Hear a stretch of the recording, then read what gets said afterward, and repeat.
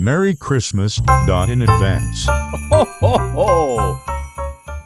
Forget everything you think you know about Roman gladiators? We're peeling back centuries of myth to reveal the raw human stories behind the helmets. This isn't the history you learned in school. Imagine a life where every sunrise could be your last, not on a battlefield, but in a Colosseum. For the crowd, it was a story of spectacle. For the man in the sand, it was a story of survival. Most gladiators weren't born celebrities. They were prisoners of war, criminals, or slaves, bought and sold as investments. A skilled fighter was worth a fortune, so their owners, the Lanistae, trained and healed them, but only to protect their investment.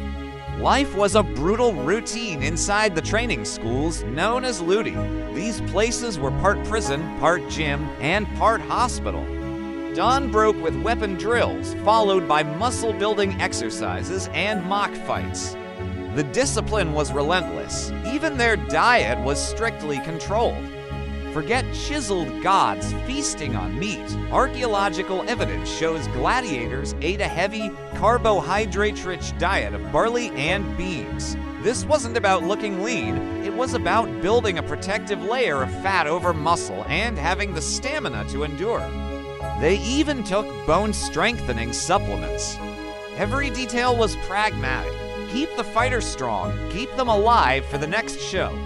But were they just slaves fighting to the death? The truth is far more complex. While many were slaves who saw no salary, others were volunteers, free men who signed contracts called Octuratti, seeking fame and fortune. Exceptional fighters could win prize money, receive gifts from adoring fans, and even earn their freedom. The owners, however, took the lion's share, earning thousands of sesterces for a single elite gladiator.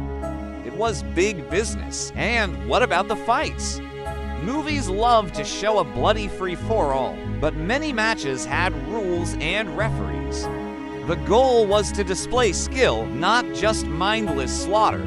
Still, the danger was very real. Fights against wild animals and large-scale public executions blurred the lines between sport and brutal spectacle. Forensic discoveries from gladiator cemeteries reveal the horrific truth. Bite marks, shattered bones, and fatal trauma were common. The violence was real, and it was deadly. Yet, beyond the blood and sand, there was a hidden world of human connection. Inside the Ludi, these men formed powerful bonds. They were comrades who trained together, ate together, and suffered together. They laughed, helped bandage each other's wounds, and found a strange brotherhood in the face of death. These relationships often mattered more than fame, and they were famous. Successful gladiators became the sports stars of their day. Fans collected memorabilia, artists captured their likeness in mosaics, and some even developed cult-like followings. But this celebrity was a double-edged sword. They were revered entertainers, yet also social outcasts.